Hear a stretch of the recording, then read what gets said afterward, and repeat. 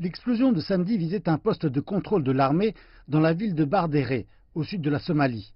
Le groupe Al-Shabaab a revendiqué la mort de 16 soldats éthiopiens après avoir fait détonner un véhicule bourré d'explosifs. La MISOM n'a pas encore commenté cette attaque contre l'un de ses contingents. Les officiels à Bardéré ont expliqué que le kamikaze avait fait détonner le véhicule après avoir échoué à atteindre la base de l'armée éthiopienne. La semaine dernière, une déclaration du ministre éthiopien de la Défense affirmait que son armée de l'air avait mené une frappe aérienne contre des bases d'Al-Shabaab, tuant 35 djihadistes, dont un expert en explosifs.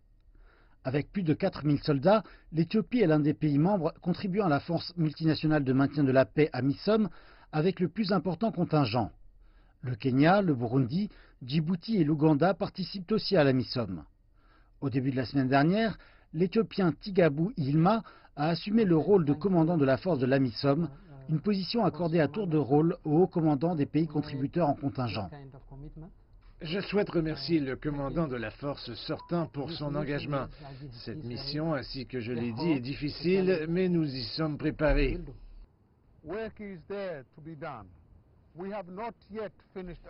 Il y a du travail à faire. Nous n'avons pas encore achevé notre mandat.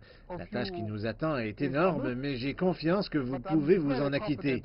Je vous remercie, vous et votre gouvernement, pour vous mettre au service des forces de l'AMISOM à ce moment précis, alors que nous effectuons la transition et remettons la responsabilité de la sécurité aux forces somaliennes.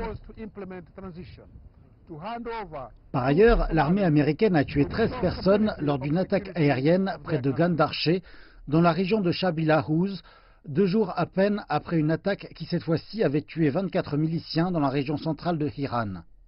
Le commandement des États-Unis pour l'Afrique a dit que les djihadistes avaient été ciblés alors qu'ils préparaient une attaque sur une base de l'armée gouvernementale somalienne près de Mogadiscio. Al-Shabaab a lancé de nombreuses attaques contre des bases appartenant aux 5 pays contributeurs en contingent militaire, s'emparant d'armes et tuant de nombreux militaires. Les analystes disent que ce groupe est le plus meurtrier du continent et étudient les schémas des attaques qui se multiplient. En janvier, Al-Shabaab a visé un hôtel de luxe à Nairobi, tuant 20 personnes, 2 mois après avoir lancé une attaque similaire à Mogadiscio qui avait fait 52 morts. L'an prochain, la MISOM devrait remettre ses responsabilités en matière de sécurité à l'armée somalienne. Mais au regard des développements récents, les experts disent que Mogadiscio dépendra lourdement des contingents étrangers pour se protéger.